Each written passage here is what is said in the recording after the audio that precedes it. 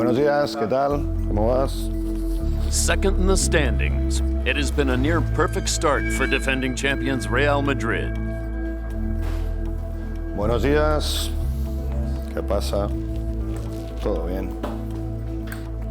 And with every win, the expectations surrounding Los Blancos builds. Buenos días. Hola. ¿Qué tal? 8-5. Bien. ¿Cuántas te quedan? Well, my wife doesn't change much. I think she's very balanced. On winning or losing, somehow she tries to make me understand I'm Pablo Lasso. I'm not this guy, this team coach. My kids is different. They live it other way. I have the little kid who is more of a basketball player, and he's the one who sometimes asks the difficult questions. 12 years old, asking you, why did you sit down this guy? Like I always say to my players, you have to be ready to compete.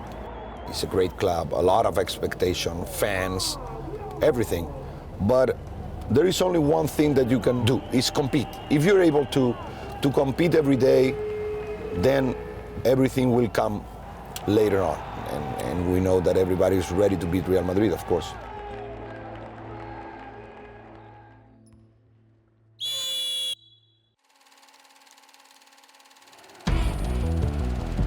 As the season unfolds, there is no bigger game, no bigger pressure than Spain's El Clásico. Clásico is special because it's not a regular game. It's not a game between two good teams. It's more than that. It's something that goes back years, decades. It's a rivalry that has become so strong and so intricate. In Spain, Real Madrid and Barcelona, it has deeper roots than just the sport. Real Madrid-Barcelona, Barcelona-Real Madrid is always a derby. It's a big game. It's a big atmosphere outside the game. I mean, fans, press, they see it like a real head-to-head game. You always have that feeling before the game that it's kind of special because at the end we're two big names in Spain. Huge game. I mean, we are waiting for this the whole season, you know, especially because we are playing home in front of our crowd. We know it's gonna be our sixth man. We know the pressure from the fans, for the club, how important it is to win that game. And for this latest derby showdown, the 2017 MVP Sergio Llull is back. A recent three-game spell on the sidelines, all too familiar territory after last season's injury nightmare. A mí lo que me gusta es jugar a baloncesto y cuando viene una lesión pues nunca es agradable tener que estar fuera y ver los partidos sin poder ayudar a tus compañeros. Trabajar para que ese dolor desaparezca, para recuperarme lo antes posible y desde fuera pues intento animar a mis compañeros, ¿no? Pues darles algún consejo, apoyarles desde la banda. Pues bueno, siempre es difícil, ¿no? Estar lesionado y estar viendo los partidos desde fuera, pero bueno, creo que me ha venido bien descansar estas 2 semanas, el dolor ha desaparecido y vuelvo a estar al 100%. Well, the thing about Sergio, I think it's not only his presence is missed when he's not playing, but his spirit is missed when he's not playing. Sergio is really outgoing, is the spark, the action. You put him on the court and everything changes. So when you miss him, it's not just that you're missing his threes or that you're missing his assists or his points or anything like that. It's that you're missing the whole package. Bueno, esperamos ganar, ese es el objetivo, intentar conseguir una victoria ante nuestra afición. Sabemos que no va a ser fácil, un clásico siempre es un partido especial, pero bueno, jugamos en el Palacio ante nuestra afición y tenemos muchas ganas de que llegue la hora del partido.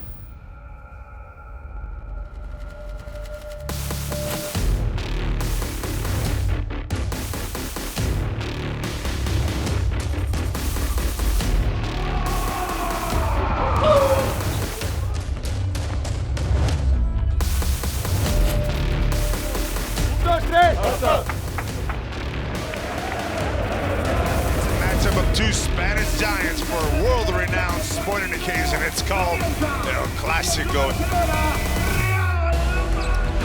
Llull sets things back up. Anywhere, anytime, anyhow. Randolph is on fire. I am on fire, baby.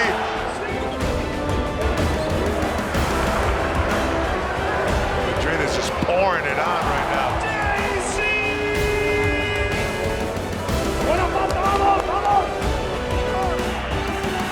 And look at Cabasa wants to do it again one more time. Oh, he did it again!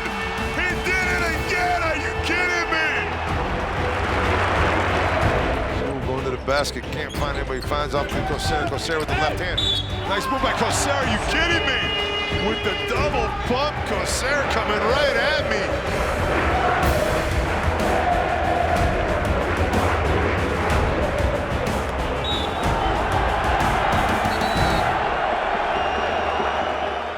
Madrid takes a 27-point victory.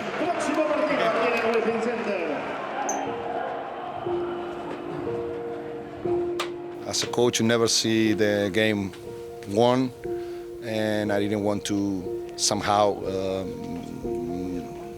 have the feeling of my team, losing concentration. So the first one who cannot lose it is myself, and I try to stay focused on the game despite the advantage that we have in that moment. And I think we played pretty solid during 40 minutes. It's going to take games like this to win the EuroLeague. Fighting, rebounding, defending, making shots, and we're just preparing ourselves game by game. I'm happy because when you have games like this, it's normal that you feel like you can do good things during the year. But, it's a long season, a lot of things can happen. We have a lot of experience on what happened to us last year. So we have to be ready, celebrate tonight for sure, but be ready for another practice tomorrow morning.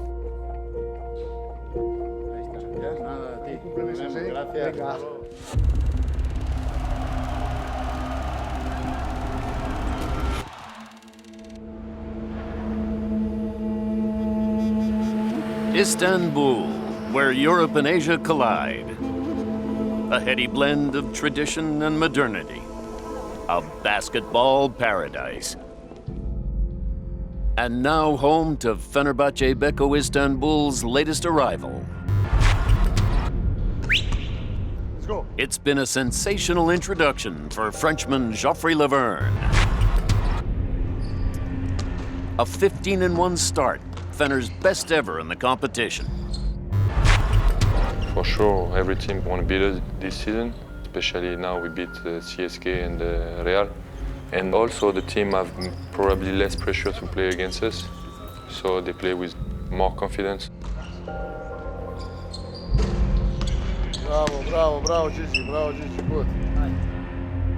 And helping Geoffrey find his feet, a player who has helped establish Fener's reputation as a European basketball superpower, Luigi Datome. Started in Sardinia, my hometown, and I played in Italy professional for 10 years. I had an NBA opportunity, so 2 years in NBA, and then Fenerbahce opportunity came, and this is my fourth season over here. It was special for me that Fenerbahce called me to make winning project of this club, which was very ambitious, and to win EuroLeague, of course, was the main goal.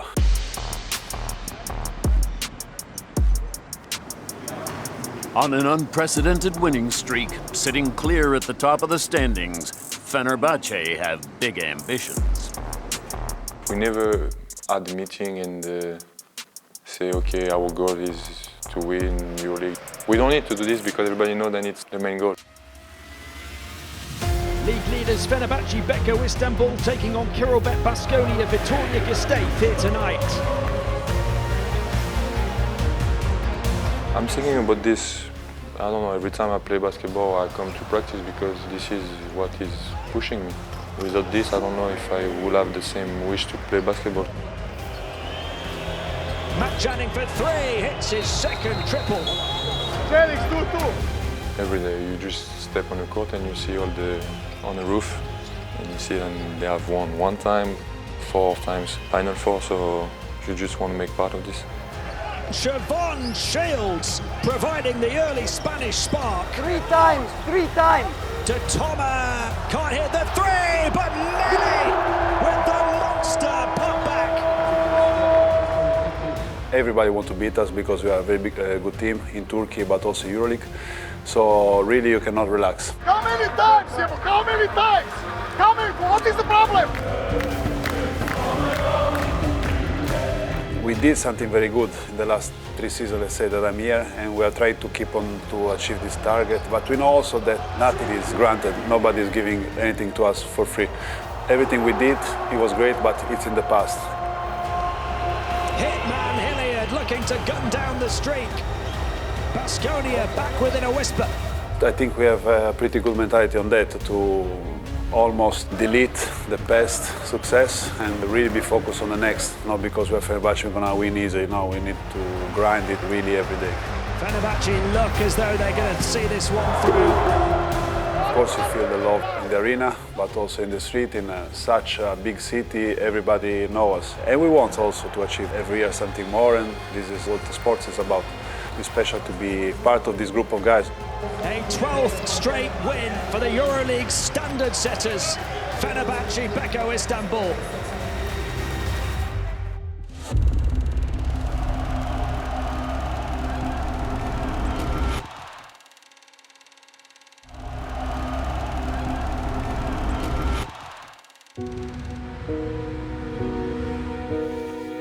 The journey demands sacrifice. Have a great day of practice. Thank you. Dedication to an ultimate goal.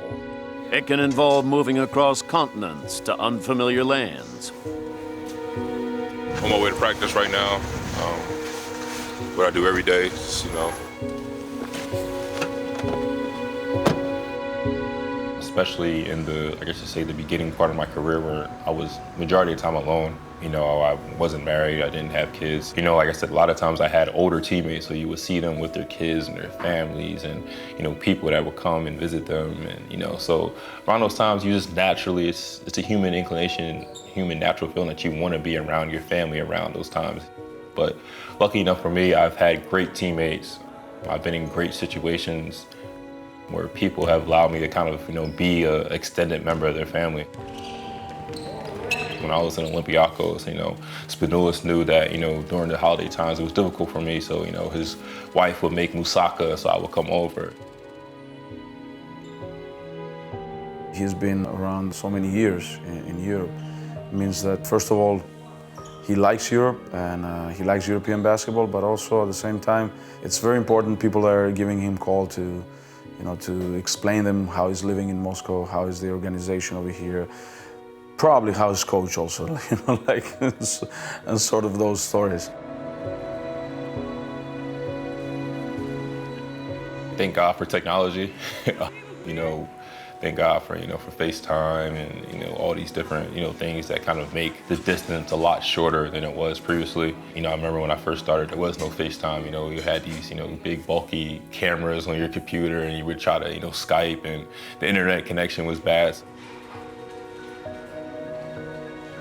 I have a really big support system, and my family and my friends are always, you know, down to come visit. There's a huge group of Cheska fans in Sicklerville, New Jersey right now. So you'll walk down the street and you'll see, you know, a couple of Cheska jerseys in New Jersey right now. So they're definitely a big support system, and I wouldn't be able to do this without them.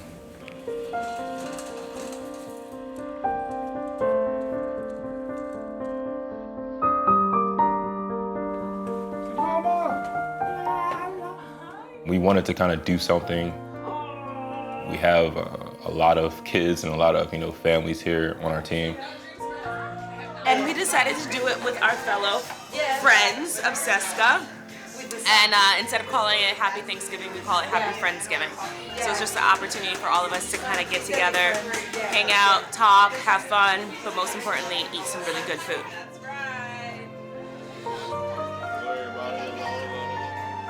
We're not in this alone. Even though we're here, we're practicing, we're on the court, but we're not on this alone. You know, we have kids, we have, you know, wives, we have other people in the background that are our support system. So sometimes, you know, we may think that it's hard on us, but it's even harder on them. We're all, you know, kind of, I guess you say, foreigners in a foreign land technically. So, you know, by any time that we're able to kind of come together and use that bond and kind of make like positive atmosphere, that's one of the things that we want to do. for the Thanksgiving, and that we'll hopefully continue to do. Thank you for everybody for coming. Obviously, the Americans, we don't get a huge opportunity to celebrate Thanksgiving, so thank you for all. We are, one family here. Holidays or no holidays, the EuroLeague demands constant dedication and commitment. Next up, the Moscow Derby and Khimki Moscow region. The team CSKA downed in last season's playoffs. It's a little bit of a strange rivalry because we share a lot of the same, lifestyle things. There's many guys that live in the same apartment building. So it's definitely become, you say, more of a bigger derby over the recent years. And it's something that I think both teams, kind of circle on their calendar. The games between Khimki and CSKA bring a lot of attention over here in Moscow, but also in Russia. Bring it up. This cannot be written in X and O's, and I repeat that before. And when it was well known that they're not going to play, that they're going to play without Sved and Gil, I don't want to look like we're slipping on it. We've been in such situations. The fact when we play EuroLeague, we had more than 10,000 spectators means a kind of revolution in that sport over here. We're still in process of building a culture of basketball over here. This derby attracts more and more people around the world. You gotta come immediately to the jump switch. We cannot have two men on the ball for a long period of time. So immediately has to be the jump switch, and we have time to recover against Thomas or against Mickey. I'm expecting for it to be, as it usually is, just going to be a physical battle. Nothing's going to be easy. Kat, be careful the back door over here. We play each other so many times. We're so familiar, and we both just want to win every time we play each other, so it's just going to be that much more intense.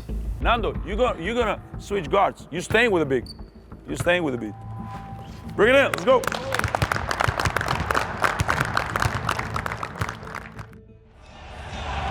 CSKA prevailed 3-1 in the first ever same-city playoff series back in April. The Leningradka derby just moments away.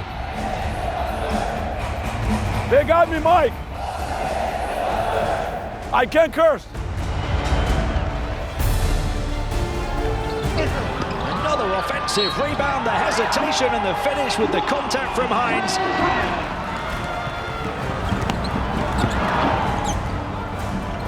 Come on, grab that ball, push him out of the box. Bounce pass, Malcolm Thomas. Now listen to me, I'm trying to make your life easier. Here's Rodriguez for three. Oh, they dance aside, with no reason, right? They dance here, they dance there. Please be patient and trust. Look at the big dunk. The two-handed throwdown from Bolomboy. A comfortable derby day win for CSKA Moscow. The pressure is always here, but it goes also with the job. We need to have a commitment on our growth and development, but at the same time, we need to control over any kind of stressors, or any kind of crisis might come. So you sign to a great club and you sign just to bring results, but the results might be the accumulation of small things. Those are the habits we're trying to create, and we try to create a positive habits, and that's an accumulation of small things.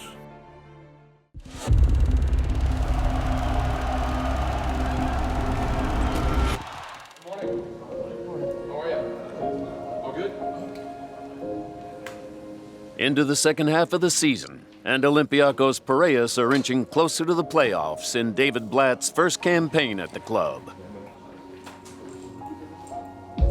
I came to the right place, it sort of brings it all together for me and gives some closure to, what I've been doing all my life. But the big thing is just to live in an environment where sport is a central part of people's lives, where they take a true and passionate interest in the game. You see what happens when you play the game simply? Just it makes it much easier for you, makes it much easier and better for us. Just do simple things. I've always felt that one of the main responsibilities of a coach is to bring his passion to the game each and every day, because players, they feel that, they're inspired by that, they're motivated by that. If it's true, And if it's real, then you have an advantage in terms of helping your players move forward. All right, good. Nice. Like it. Good flair. Good job. We all have to understand, and you know, for the most part, we do that. You know, that our lives, you know, are really short. Let's go. You know, you don't have that much time to exceed, excel, and to stand out, and to enjoy all of the great benefits of being a part of the sport and of the events around it. And it should motivate you to bring your best on a daily basis, knowing that you don't have that much time in the profession. Playing. Very good. David Blatt is more than just a basketball coach. For the American-born mentor, sport is a tool to empower. I always look at it from the perspective of kids, you know, that we all have the opportunity, even on a daily basis, through the example that we set, through the commitment that we make, through the dedication that we show to our profession, to the messages that if we're so inclined that we can pass on to the youth. That's a tremendous, tremendous opportunity to be impactful in life. What an enormous opportunity, what a blessing to have that capability, whether it's even deserved or not, I don't know. But that's the position that we're in, and that's the responsibility that we should take. And that's something that we should be proud to give back on a daily basis. I really feel and take seriously the responsibility of passing that on to my players in terms of trying my best to teach them the ways that they can reach. Come back, play defense. Let's go. And fulfill their potential and then use that in their lives, whether it be on the basketball floor or outside of it, to make the best of themselves. Olympiacos Piraeus sit comfortably in the playoff positions after big wins over Real Madrid and Panathinaikos. But there's a long way to go. David Blatt is a very clever person. He says always the right thing about the game, about Olympiacos, about his player. You know, the bottom line is winning. So, no matter why, David Blatt will have to judge from the fans, from the press, from everyone at the end of the season. You got to bring your A game on a daily basis and commit to excellence, and then revel in the opportunity that you have to be a part of something that, you know, has an influence and has an effect on people's lives, and that's a wonderful thing. Let's go, man. Olympiacos.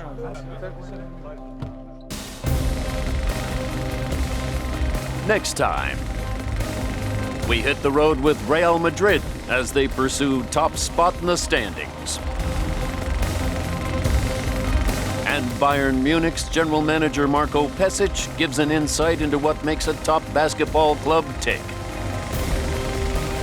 The journey continues.